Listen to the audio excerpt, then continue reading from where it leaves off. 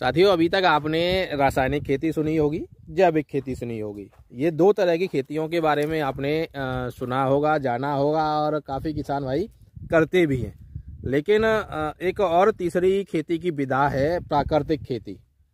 प्राकृतिक खेती क्या है, कैसे करते हैं और इसको किस तरह से आप कर सकते हो, इन सब चीज़ों के बारे में हम बात करेंगे, जानेंगे कि प्राकृतिक खेती क्या होती है और किस तरह से की जाती है।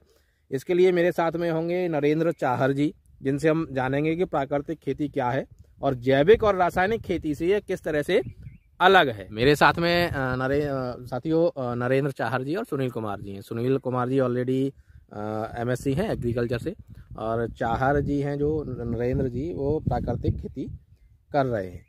तो नरेंद्र जी, पहले हमें आप ये बताइए कि अभी तक हमने रासायनिक खेती और जैविक खेती के बारे में सुना है, और अधिकतर लोग इसके बारे में जानते हैं। बहुत कम लोग हैं जो प्राकृतिक खेती के बारे में सुना हो या जानते हो या करते हो।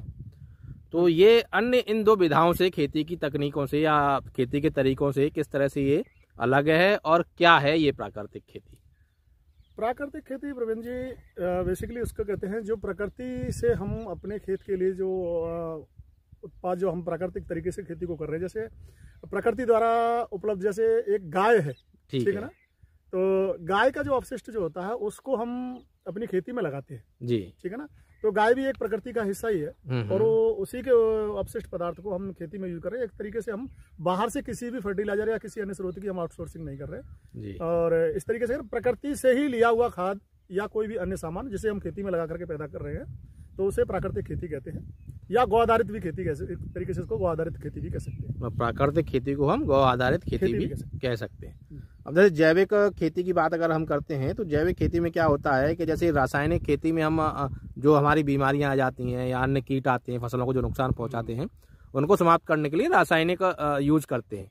जैविक में हम वो थोड़ा जैविक तरीके से जो प्रकृति प्रदत्त चीजें होती हैं उनसे उस तरह से मिलाकर कीटों का नाश करते हैं या कि वो जो बीमारियां उनको दूर करते हैं। तो प्राकृतिक खेती में भी सीधी सी बात है, उस तरह की बीमारियां या कीट आते होंगे, सामान्य सी बात है। तो उनको हटाने के लिए या उनका समाधान के लिए किस तरह से हम प्राकृतिक खेती में उपाय करते हैं? वैसे तो प्रवीण जी ज्यादातर अमूमन देखने को आपको मिलेगा जो जिस क्षेत्र में प्राकृतिक खेती की जा रही है, जिस खेत में, उसमें रोग और कीटों का प्रभाव बहुत कम रहता है। अच्छा। क्योंकि उस जमीन का स्वास्थ्य इतना समृद्ध रहता है कि आपने देखा होगा अगर कोई व्यक्ति का स्वास्थ्य अगर ठीक है तो वो बीमारियां उस पर भी किसी भी कम जो इम्यूनिटी सिस्टम हम लोग बोलते हैं, उस जमीन का इम्यूनिटी सिस्टम, जैसे रोग प्रतिरोधक क्षमता उस मिट्टी की इतनी तेज बढ़िया हो जाती है कि उस पर रोग और कीट हमला करते ही नहीं है। अच्छा। बाकी उसके लिए भी हम थोड़ा सा प्रकृति से ही थोड़ा सा और विविध करते हैं। मोस्टली अब जैसे मान लो जायद की फसलों में कीट का आतंक आएगा, तो हम कीट के आतंक को रोकने के लिए हम क्या करते हैं,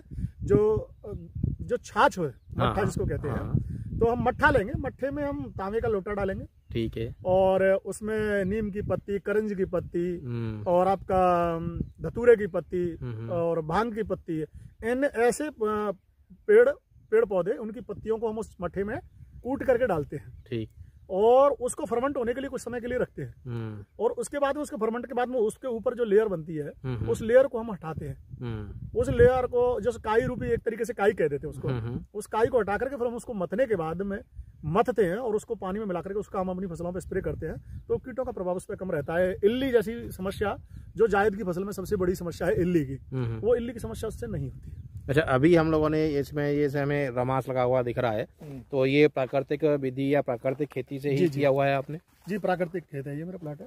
इसमें आपको देखने को लग रहा होगा कि आप इस समय कटवर्म लगता है, तो जो पौधे की फसल की प्राइमरी स्टेज में लगता है, वो कटवर्म का आपको कहीं भी लक्षण नहीं दिख रहा होगा। अच्छा। बगल में ही मेरे में एक प्लाट है जो कि उन्होंने केमिकल फर्टिलाइजर बेस पे किया हुआ है, और उसमें मैं आपको कई जगह दिखा सकता हूँ कि जहाँ पे कटवर्म लगा हुआ है फसलों में। अच्छा, तो अभी इस खेत के स्वास्थ्य की पहचान है। अच्छा, अभी इसमें रमास के अलावा भी और कुछ फसलें लगाई हुई हैं? रमास के अलावा इसमें थोड़ी जगह में हमने टिंडा लगा रखा है, तोरई लगा रखी है, लौकी लगा रखी है, और कुछ एरिया में लगे हुए हैं उधर, इसमें सभी पे बीज लगा हुआ है। अच्छा अच्छा। ये थोड़ी सी अच्छा सा हमको एक देसी गवार का बीज मिल गया था। अच्छा। तो ये इस जगह पे इसके बीच में इसको यूज करने के लिए हमने कर दी है। अभी अंकुरण नहीं हुआ है, अभी अंकुरण नहीं हुआ है, अभी लेट लगाया है इसका। इसमें गवार है, उधर थोड़ी सी भिंडी लगा रखी है, देसी भिंडी। अच्छा, जैसे आपने बताया देसी बीज जी, तो क्या प्राकृतिक खेती में हमें संकर बीजों का उपयोग करना चाहिए या देसी बीजों का ही करना चाहिए? ऐसा कोई जरूरी नहीं है। आप प्राकृतिक खेती में देसी और संकर दोनों तरीके के बीज लगा सकते हैं, उससे उसके उत्पादन पर कोई फर्क नहीं आएगा। अच्छा, पहले साल से अगर कोई व्यक्ति अगर चाहता है कि अगर मैं प्राकृतिक खेती करूं और कहीं मेरे उत्पादन पर कम निकला या वो, तो ऐसा वो निश्चिंत रहे। अगर वो प्राकृतिक खेती करता है तो पहले साल से ही उसका उत्पादन गिरेगा नहीं, बढ़ के आएगा। जैसे 5% की वृद्धि आएगी केमिकल की अपेक्षा। जैसे जैविक खेती में क्या होता है कि जैविक खेती में उत्पादन शुरुआत के वर्षों में कम रहता है, 3 से 4 वर्षों में उत्पादन गिरता है, कम निकलता है जो केमिकल से ले रहे हैं, पर इसमें 5% की उसके उत्पादन में वृद्धि मिलेगी। प्राकृतिक खेती में ऐसी कोई समस्या नहीं? नहीं, ऐसी कोई समस्या नहीं। ये लगा रखा है अन्य फसलें जो भी हैं, ये क्या भैया? ये इधर तोरी की बेल है। ये तोरई लगा रखी है जी। ये आलू के खेत में ही किया हुआ है आपने? हाँ, ये आलू का खेत है मेरा। अच्छा, जो आपने आलू किया था तो आलू का भी प्राकृतिक खेती ही की? ये टोटल प्लाट है जो मेरा 4 एकड़ का जो प्लाट है, ये मेरा पूरा टोटल प्राकृतिक है।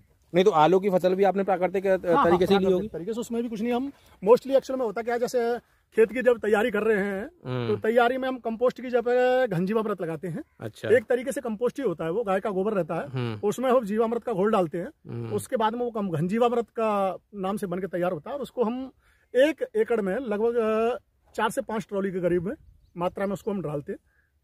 तो एक तरीके से देखा जाए तो 20 टन 1 एकड़ में हम उसका खाद डालते हैं। तो आलू में भी आपने कोई पेस्टिसाइड्स वगैरह कोई यूज नहीं किया? कोई ऐसा कुछ खास नहीं किया। तो अभी जो पैदावार जीवामृत का स्प्रे किया, और बीज को हमने बीजामृत से ट्रीट किया था। अच्छा।